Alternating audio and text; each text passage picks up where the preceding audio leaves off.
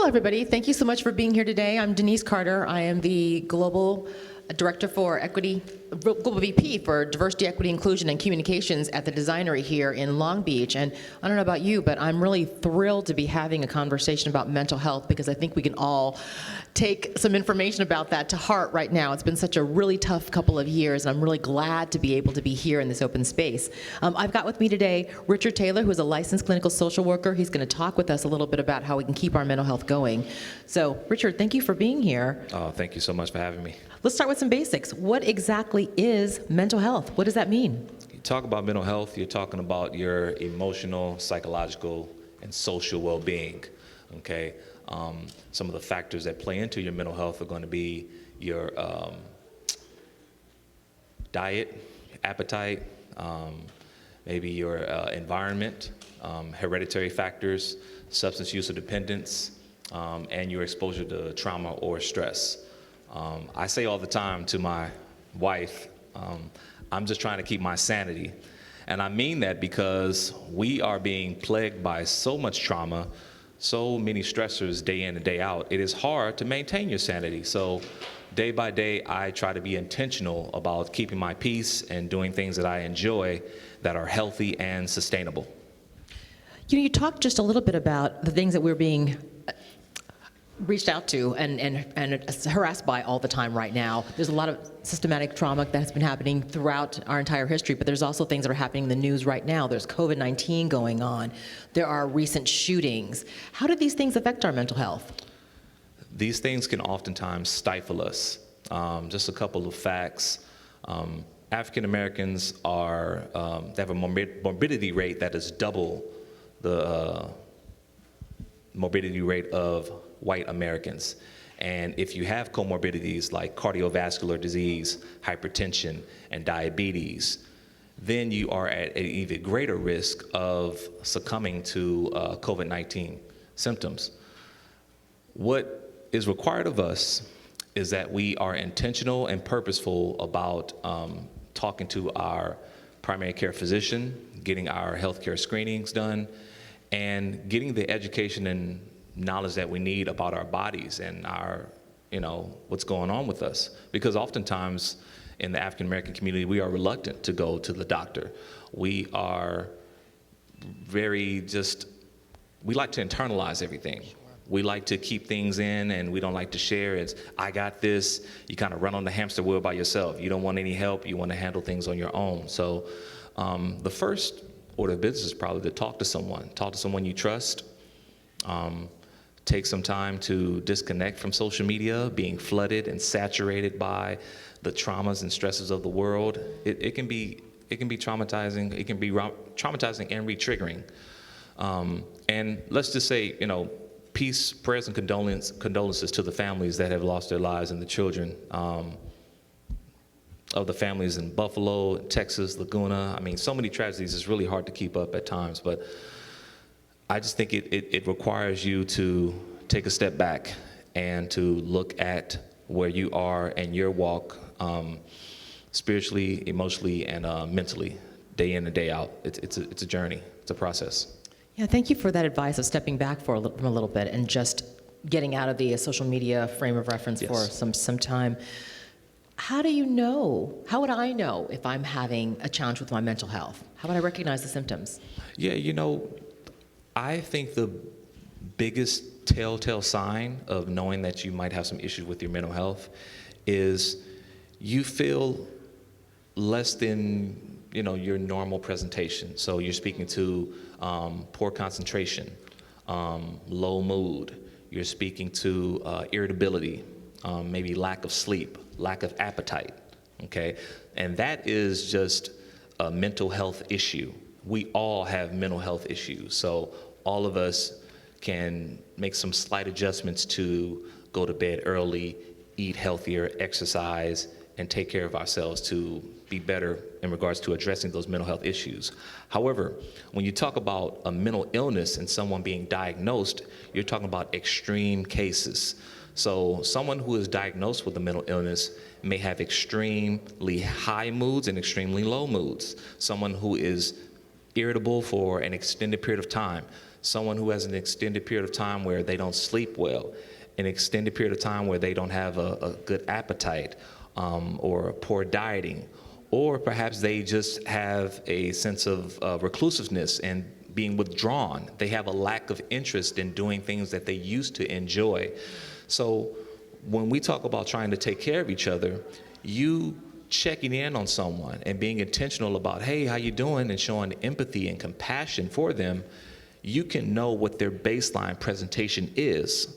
So when they are left of center or when they are slightly off, you can kind of tap them on the shoulder and say, hey, I've noticed you haven't wanted to hang out as much, or you're not eating as much. Is something going on? Perhaps you need to speak to someone. So I think that's huge on us lifting each other up and empowering each other on our path to mental health and wellness.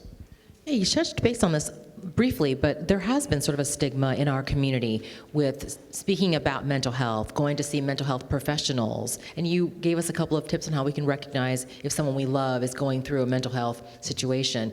Do you have tips on how we can actually reach out to that person that we love and try and convince them or persuade them to see someone? Yes, and I think it should be a habit for us to check on each other, not just when we feel like something is wrong, but it is a pattern of behavior that is sustainable, just to say, hey, I've been missing your voice. I've been wanting to see you just to see how you're doing. How have you been responding to the things that are going on around you? I just think we can make that, if we can make that a common practice, it won't be such almost a shock for someone to reach out and see how you're doing. You know, sometimes we'll get calls from loved ones and we'll say, I haven't heard from you in so long, I don't want to hear from you. So they're perhaps the last person you want to talk to about your mental health and wellness when you have not spoken to them.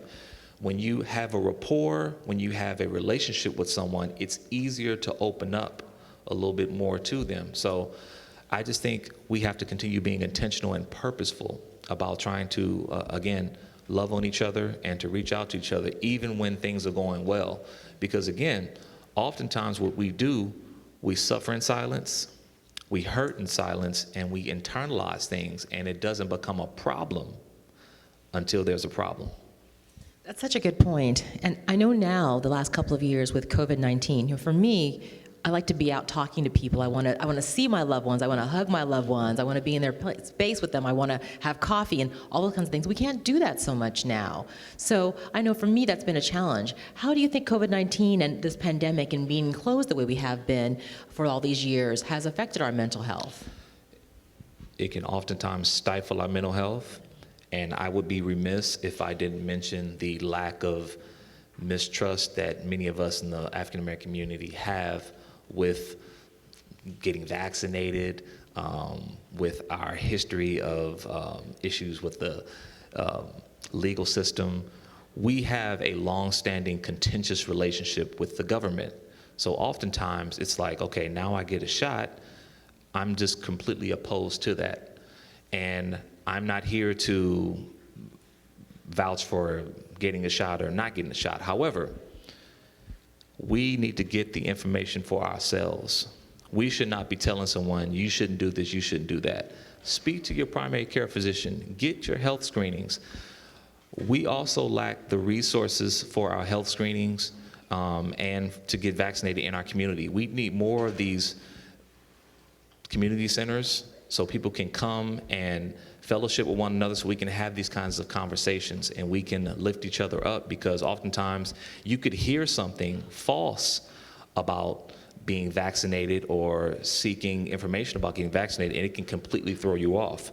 So speak to your primary care physicians, speak to a healthcare professional that works in a hospital or that works in a clinic who can give you the psychoeducation that is true, that it's verifiable, that could give you, who can give you data that you could look up on your own. I think those are just a few things that we can do to take care of each other in regards to COVID-19. Well, thank you for that diplomatic response, but I'm going to say here, please get vaccinated. I'm going to tell folks, y'all need to get vaccinated. Yeah. Talk to your primary care physician, talk to your doctor, get your facts, but get vaccinated. I am vaccinated, and yes. And I am too. Yeah. What about the other aspects of COVID-19? The being enclosed, being away from our loved ones. All of those things, not going to the office on a regular basis, not going out and seeing, how do those things affect our mental health, and what should we do to combat that? What we could do to combat that is the following. I think I wrote down 10. I'm going to try to get as many as I can, okay? First thing we need to do is we need to take time to unplug and disconnect from social media. Not to say that you cannot get your information from social media, but if you pay attention closely to how social media runs, it runs on algorithms, meaning that if you watch one video, all videos that are similar, that look like that video, that have anything to do with that video, you're gonna keep getting and fed to you over and over again. And that is re-traumatizing and re-triggering. So take some time to take a break from social media. That doesn't mean you have to delete your profile and never go on social media again. You could take a 15 to 20 minute break. I know it's difficult for the younger kids because they basically grew up on social media, but take a 5 to 10 minute break and see what that does for your mental health and wellness. I think exercise is huge. I was able to drop about maybe 15 or 20 pounds over the pandemic, and I needed it, I tell you.